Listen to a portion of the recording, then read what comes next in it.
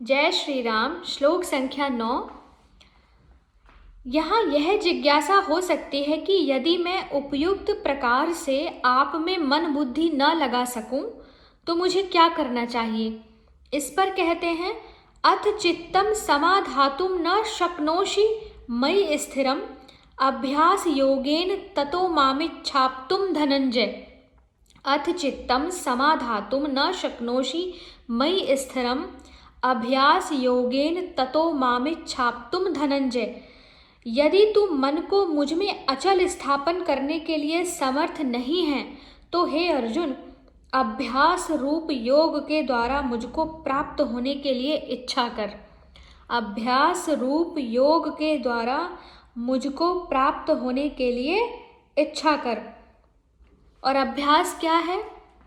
भगवान के नाम गुणों का श्रवण, कीर्तन, मनन, श्वास के द्वारा जप और भगवत प्राप्ति विषयक शास्त्रों का पठन पाठन इत्यादि चेष्टाएं भगवत प्राप्ति के लिए बारंबार करने का नाम अभ्यास है। इस श्लोक का क्या भाव है?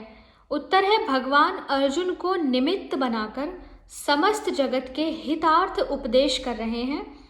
संसार में सब साधकों की प्रकृति एक सी नहीं होती, इसी कारण सबके लिए एक साधन उपयोगी नहीं हो सकता। विभिन्न प्रकृति के मनुष्यों के लिए भिन्न भिन्न प्रकार के साधन ही उपयुक्त होते हैं। अतएव भगवान इस श्लोक में कहते हैं कि यदि तुम उपयुक्त प्रकार से मुझ में मन और बुद्धि के स्थिर स्थापन करने में अपने को असमर्थ समझते हो तो तुम्हें अभ्यास योग के द्वारा मेरी प्राप्ति की इच्छा करनी चाहिए। प्रश्न है कि अभ्यास योग किसे कहते हैं और इसके द्वारा भगवत प्राप्ति के लिए इच्छा करना क्या है? उत्तर है कि भगवान की प्राप्ति के लिए भगवान में नाना प्रकार की युक्तियों से चित्त को स्थापन करने का जो बार बार प्रयत्न किया जाता है उसे अभ्यास योग कहते हैं।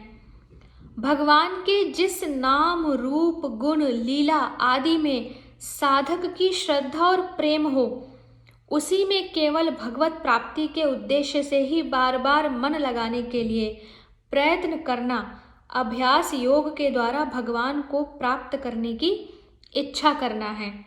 भगवान में मन लगाने के साधन शास्त्रों में अनेकों प्रकार के बतलाए गए हैं। उनमें से निम्नलिखित कतिपय साधन सर्वसाधारण के लिए उपयोगी प्रतीत होते हैं। पहला है, बहुत महत्वपूर्ण साधन यहाँ लिखे हैं कि सूर्य के सामने आंखें मूंदने पर मन के द्वारा सर्वत्र समभाव से जो एक प्रकाश का पुंज प्रतीत होता है, उससे भी हजारों गुना अधिक प्रकाश का पुंज भगवत स्वरूप में है।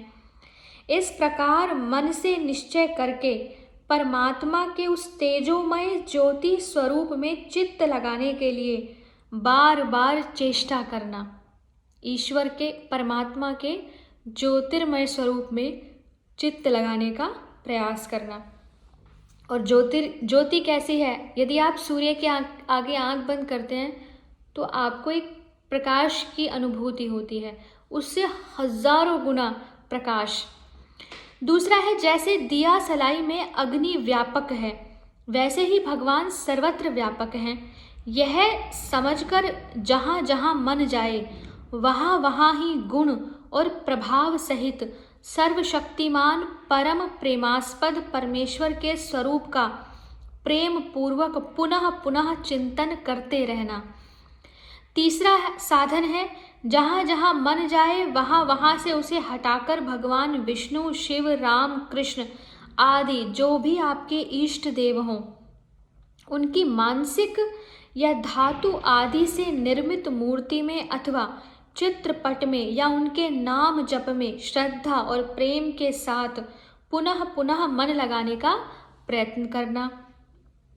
चौथा है, भ्रमर के गुंजार की तरह एक तार ओंकार की ध्वनि करते हुए उस ध्वनि में परमेश्वर के स्वरूप का पुनः पुनः चिंतन करना। पांचवा है, स्वाभाविक श्वास प्रश्वास के साथ साथ भगवान के नाम का जप नित्य निरंतर होता रहे, इसके लिए प्रयत्न करना। छठा है परमात्मा के नाम, रूप, गुण, चरित्र और प्रभाव के रहस्य को जानने के लिए तद्विषयक शास्त्रों का पुनः पुनः अभ्यास करना। सातवां है चौथे अध्याय के 29वें श्लोक के अनुसार प्राणायाम का अभ्यास करना। इनमें से कोई सा भी अभ्यास यदि श्रद्धा और विश्वास तथा लगन के साथ किया जाए तो क्रमशः संपूर्ण पापों और विघ्नों का नाश होकर अंत में भगवत प्राप्ति हो जाती है। इसलिए बड़े उत्साह और तत्परता के साथ अभ्यास करना चाहिए। साधकों की स्थिति, अधिकार तथा साधन की गति के तारतम्य से फल की प्राप्ति में देर सबेर हो सकती है। अतएव शीघ्र फल न मिले तो कठिन समझकर, ऊबकर या आलस्य के वश होकर ना तो अपने अभ्यास को छोड़ना ही चाहिए और ना उसमें किसी प्रकार की कमी ही आने देनी चाहिए, बल्कि उसे बढ़ाते रहना चाहिए।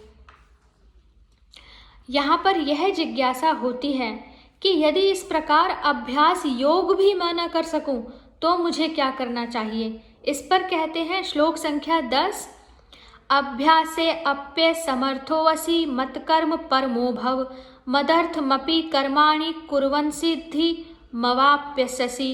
अभ्यासे अपि असमर्थः असि मत्कर्म परमः भव मदर्थम अपि कर्माणि कुर्वन् सिद्धिम अवाप्स्यसि।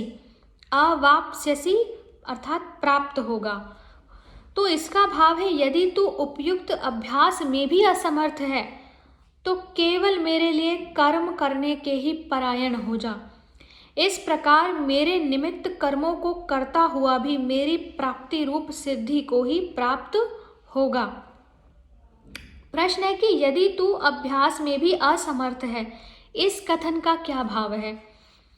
इससे भगवान ने यह भाव दिखलाया है कि यद्यपि तुम्हारे लिए वस्तुतः मन लगाना या उपयुक्त प्रकार से अभ्यास योग के द्वारा मेरी प्राप्ति करना कोई कठिन बात नहीं है, तथापि यदि तुम अपने को इसमें असमर्थ मानते हो तो कोई बात नहीं, मैं तुम्हें तीसरा उपाय बतलाता हूँ। स्वभाव भेद से भिन्न भिन्न साधकों के लिए भिन्न भिन्न प्रकार के साधन ही उपयोगी हुआ करते हैं। प्रश्न है कि मत कर्म शब्द कौन से कर्मों का वाचक है और उनके परायण होना क्या है। मत कर्म मेरे लिए जो कर्म कर रहा है। यहाँ मत कर्म शब्द उन कर्मों का वाचक है जो केवल भगवान के लिए ही होते हैं या भगवत सेवा पूजा विषयक होते हैं तथा जिन कर्मों में अपना जरा भी स्वार्थ, ममत्व और आसक्ति आदि का संबंध नहीं होता। 11वें अध्याय के अंतिम श्लोकों में भी मत कर्म कृत पद में मत कर्म शब्द आया है, वहाँ भी इसकी व्याख्या की गई है। एकमात्र भगवान को ही अपना परम आश्रय और परम गति मानना और केवल उन्हीं की प्रसन्नता के लिए परम श्रद्धा और अनन्य प्रेम के साथ मन, वाणी, शरीर से उनकी सेवा पूजा आदि तथा यज्ञ, दान, तप आदि शास्त्र विहित कर्मों को अपना कर्तव्य समझकर निरंतर करते रहना, यही उन कर्मों के परायण होना है। भगवान को ही अपना परम आश्रय मानना, परम गति मानना, उन्हीं की प्रसन्नता के लिए श्रद्धा और प्रेम के साथ मन, वाणी, शरीर से उनकी सेवा पूजा आदि शास्त्र विहित कर्म करना, यही उन कर्मों का उनके परायण होना है। प्रश्न है कि मेरे लिए कर्म करता हुआ भी मेरी प्राप्ति रूप सिद्धि को प्राप्त हो जाएगा। इस वाक्य का क्या अभिप्राय है। इससे भगवान ने यह भाव दिखलाया है कि इस प्रकार कर्मों का करना भी मेरी प्राप्ति का एक स्वतंत्र और सुगम साधन है। जैसे भजन ध्यान रूपी साधन करने वालों को मेरी प्राप्ति होती है, वैसे ही मेरे लिए कर्म करने वालों को भी मैं प्राप्त हो सकता हूँ। अतएव मेरे लिए कर्म करना पूर्वोक्त साधनों की अपेक्षा किसी अंश में भी निम्न श्रेणी का साधन नहीं है।